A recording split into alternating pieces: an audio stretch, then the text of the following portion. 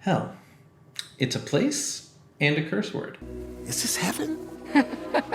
No. Is it H-E double hockey sticks? Hell? Hell? Hell? Hell?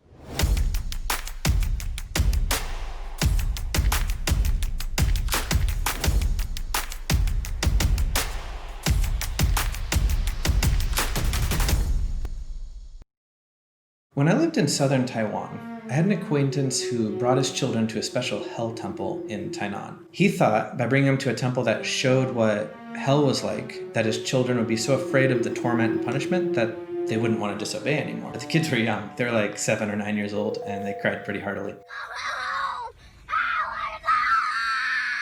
And I imagine this is similar in the 80s and 90s to where we had all these rapture films, and you'd always be sitting there kind of like, I don't know what's going to happen if my mom disappears. Like, she says she'll be back from the store. She's not back for an hour, and you're kind of like, did the rapture happen? You're just freaking out, thinking planes are going to crash out of the sky.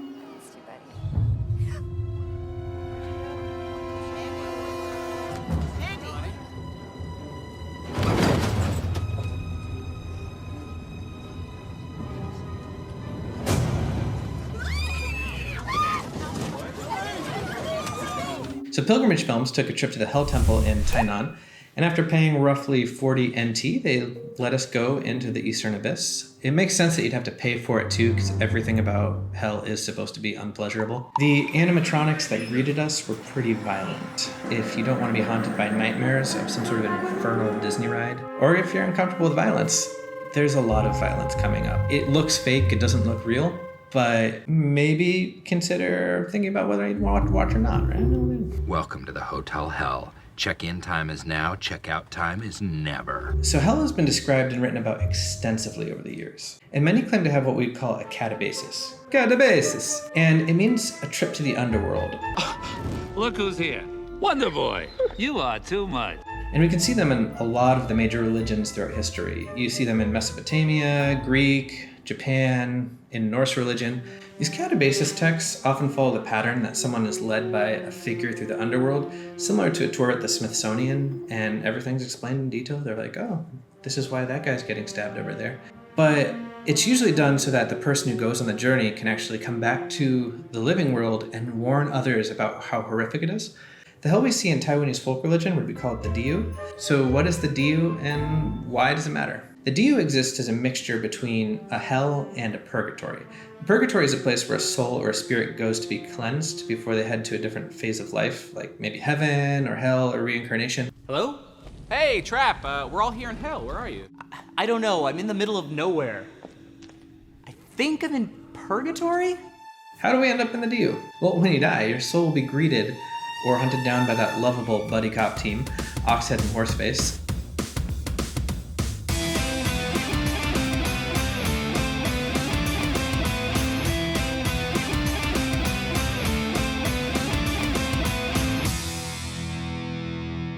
And they're basically Grim Reapers in horsehead masks, if it really comes down to it.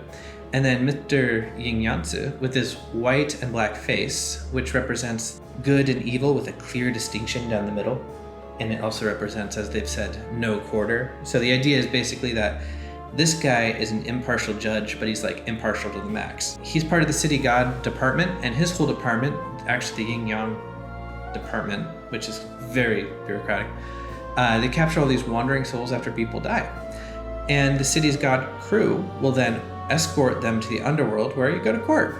Yay! Just like, I don't know if that's the first thing you want to do after you get to the afterlife. You're kind of like, man, I want a glass of water, but instead you get hunted down by Horsehead and Oxface and then sent to court.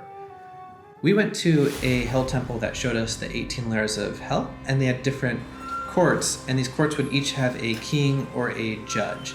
There's some really famous god judges like Yan Luo or Qing Guang Wang. Your deeds are meticulously sorted through, and they look through your life, and they don't want to make any mistakes. They're kind of like, I see you did this on Tuesday, 1972. And then a judgment is made by the god or the king of the underworld or the first court. It's very important to realize, too, that these kings of hell, they're not evil. Like in Western religion, there's this idea that if someone was the king of hell, he'd have like kind of red skin, lots of horns, big whip, and he'd be like, I just want to whip the sinners. I just want to whip all the sinners. This is different. It's more like someone who is doing his job to pour wrath out on people who have broken the law. So he's a positive person, or at least at very worst impartial, but he's not evil. And I remember seeing them one time burn an idol of the King of Hell so that they could send him back to hell. And I turned to my friend and I'm like, oh wow, because he wasn't supposed to be here. And he's like, no, he's just going back to his work. Like, he's not this evil person fleeing his realm. He doesn't hate it there. It's just that's his job. He's the King of Hell. You know, I have a college degree from DeVry, and I would love to be able to put that into use. So when you meet your judge, if you lived a really good life, we're talking like maybe you've been reincarnated like 70 times and you finally like nailed it this life by like being like Mr. Rogers. Please won't you be my neighbor? You get a nice trip to the 10th court, where you might be sent to Western Paradise. And that's this golden bridge you cross, and you play Go over there, and I think you drink tea for a really long time. I gotta be honest, the PR department at the Tainan Temple wasn't very good about heaven. Hell was like crazy, but when we saw their kind of like Western Paradise, we're kind of like, this, can we get a TV? So if you're not good though, you don't cross the Golden Bridge, but maybe you cross the Silver Bridge and you spend some time kind of like having a good paradise for a bit, a little bit of a reprieve, you know, and then you get reincarnated. But for the everyday people, the majority of them are going to actually end up going to the Diu, a long, convoluted area of just layers and tunnels and different punishments, a ton. So this temple had 18 actual major hells, but some would divide that up into hundreds, or some have divided up as many as 84,000 sublevels. And it's also filled with government officials, which you can take that how you see it. A lot of people might feel that's actually a natural place for them. Diu works by having different processes to atone for bad deeds, and these are usually like really gruesome. So they always have these horrific names like the Hell of Tongue Ripping, and I'd love to say that that's symbolic or metaphorical, but it's usually kind of like, I guess that's where you go and get your tongue ripped out. So like one hell we saw had these demonic tractors that would run over people, grinding them to a pulp. So there's that. Didn't really say if they were John Deere or not. So these hells, they serve to warn believers about the consequences for immoral behavior. And they're often used like those kids that you take to see it to keep them from, you know, breaking the law or doing bad stuff.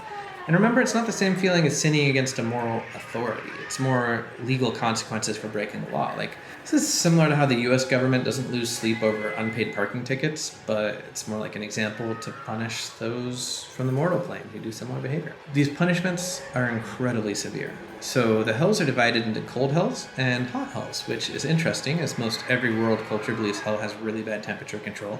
Like at a bare minimum, they're kind of like, what's hell like? Well, we know they don't have an air conditioner, or they need a heater. I imagine that if you live in the Himalayan mountains or Gobi Desert, it does impress some of your theology at some point. So what types of hells do we see? It'd be too many to go through them all, and some of them were pretty gory. So like there was the tiger head torture, where they took corrupt officials and then they would cut their heads off on the back of tigers.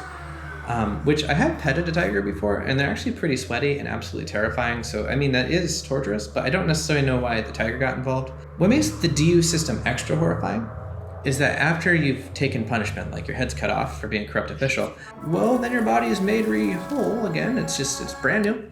And then you do it again and again and again until you atone. And it's oftentimes when you read these writings, it's not like atoning for a day. It's like people are in this place for like years, so it's horrific. You have the hell of burning hot poles, where they tie you to a pole and heat it up and you get burned. Then you're healed. Then you're reburned. It's just not a good place. And they have those sublevels. So like for instance, now there's a hell for people who pirate or copy music and movies, which I'm not sure the punishment is, but in my mind, they're probably listening to Kenny Chesney for like all of eternity, watching Scorpion King 2, Rise of the Acadian, specifically on Blu-ray. It's a horrific film. No shoes, no shirt, and no problem. So after a long time of punishment in hell, you're brought to what's called the Hall of Oblivion, and there's this person, Mung Po, and she brings you a special soup. I probably butchered that name, don't hurt me. And the soup erases all your memories, and that's so your soul doesn't have to take the burden of your old life, and actually the burden of your experience in the Diu. So then they take that, they don't remember, and they start walking across a bridge, or they take a boat, and they're headed to reincarnation. Oddly enough, during this time, two demons called Short Life and Quick Death, they might pop out of the water and be like, I gotcha, and bring you down into the water, and then you're reincarnated, but you're probably gonna have a short life or a quick death. These things that people are punished with, sometimes they have more rounds of incarnation added to their total before they go to Western Paradise. So in reincarnation, maybe their comeback is like a dog or something because they didn't do something right. Maybe you paid for a lot of your sin and now you're being reincarnated as somebody who's kind of like poor, got no kneecaps or something, gonna have a hard life, and hopefully you're good enough to not go back to the DU and experience that hell. So, compare and contrast time! Woo! Haha! So, in Christianity, hell has a lot of similarities to Taiwanese folk religion because it sucks. Frankly, it's a terrible and a horrible place. But the biggest difference is actually the purpose and punishment of hell. So there aren't these conflicting catabasis stories and huge long walks through hell. You have like Dante's Inferno, but clearly that guy's just kind of like, I'm gonna write a book. We all know he did not go through 9 layers of whatever. Christianity doesn't really get an out with that. We've kind of basically had like the book of what to do for a long time. So, we don't really get like new hells. We only have a handful of comments and moments from Jesus, who as God is the only person who'd really have any familiarity with the place. Unlike Taiwanese folk religion and the DU though, Christian hell is not a purgatory. It's eternal, it's endless, it's terrifying, and it's frankly a really terrifying subject. We also don't see individual sins get punished with exotic tortures or this changing moral structure where you say, do I deserve it? Do I not deserve it? That's not to say hell doesn't have layers or degrees. It's just the Bible isn't interested in showing us all those details of hell. The Bible doesn't really want to go into a long description about hell.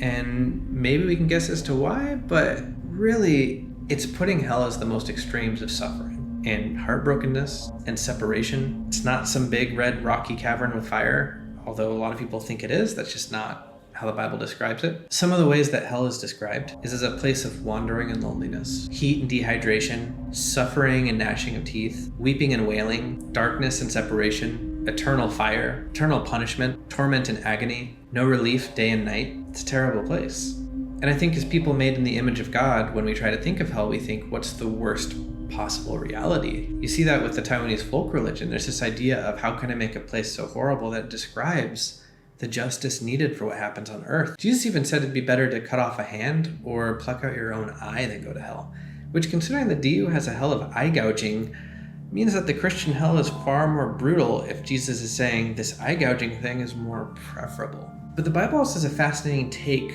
on hell as a punishment, because I think a lot of people mistake hell as this place where there's just sadistic demons and fire and people are just whipping. They're all like, everything's bad. The hardest part about hell is actually separation from God. It's a place where you always lack satisfaction. Instead of painting gory pictures of punishment, and there's a couple of those in the Bible, it postulates most that rejecting God and finding ourselves away from him is perhaps the worst punishment of all. See, as people made in the image of God, whether we admit it or not, our heart longs for it, groans to be reunited with our Creator. This makes me think about if you've ever been really thirsty, like you've got that dry throat and you're at the wit's end to get some water. Water.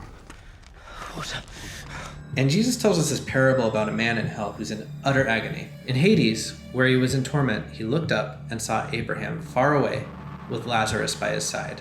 So he called to him, "Father Abraham, have pity on me, and send Lazarus to dip the tip of his finger in water and cool my tongue, because I am in agony in this fire." This is about horrific literal suffering. The idea that this person is so thirsty that he just wants someone to not even free him from his punishment, but just to dip his finger in water and to press it on his tongue to cool him of that pain. And we can all relate to that. We all thirst. And thirst is far stronger than hunger. If you don't drink water in 3 days, you can die. And when you're sweaty and tired and you just want that glass of water, there's something so satisfying about quenching or answering that thirst. And if you can't, it's unrelenting misery. You're just exhausted. All you can think about is something to make that thirst go away. So imagine that feeling, a place with no satisfaction. And even if you ate there and you drank there and you slept, there's no relief.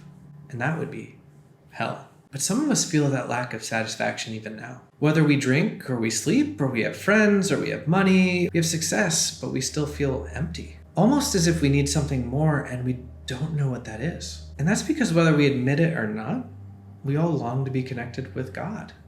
We want to be a conduit for him because we're made in his image. Separation from God, the real punishment of hell, leaves us forever and eternally longing for him. Jesus once said, "Everyone who drinks of this water will be thirsty again." He's referring to like a physical well. "But whoever drinks of the water that I give him will never be thirsty again. The water that I give him will become in him a spring of water welling up to eternal life." Jesus pointed out the intense thirst we have for connecting with God, even if we don't realize it. If Christianity is true, as I believe it to be, we're in an in-between. God is near, but he's not always visible. And one day humanity will either be separated from God, or they'll be with an incredibly present and imminent God. The in-between is hard. There are wars, famine, and difficulties, but you can taste and see the goodness of God in that connection with him even today. You can be part of that future promise. So in Christianity, who exactly goes to hell? And this is something that's a bit scary about Christianity. Every single person who has not accepted Jesus Christ and his gift of salvation. Hell for us is eternal, and we don't view people as deserving of heaven. Instead, we look at everyone in need of a great solution in the huge problem they have. Like we've talked about with sin, we're dirty, we have problems. We have no relationship with God, we're broken. We have an inability to do good. We can do some good, but we always fail. And that results in us having a terrifying destination. And even scarier, Christians don't believe in reincarnation. They believe it's appointed unto man once to die, and then the judgment. This life, this moment right now, is when you should be thinking about God. Taiwanese folk religion and Christianity both believe there's a terrible place for those who've done wrong. In fact, Taiwanese folk religion says most people aren't going to make it to the Western paradise. We both recognize that there's sin. In our next video, we're going to talk about how someone who is destined for hell, who has sinned, who has no connection with God, how they can be connected to him, how they can taste that living water and never thirst again. If you're curious as to why hell is the problem that it is, you can go back to our sin video and watch our video on that, the city god and the forgiveness festival, because we're really building towards something that our next video is going to wrap all together. Thank you so much for continuing to follow us at Pilgrimage Films. We're excited for the content that's coming your way. Please subscribe. If you have any questions about hell, the afterlife, sin, leave us a comment. We'd love to answer those and get back to you, and maybe make some more videos on that as well.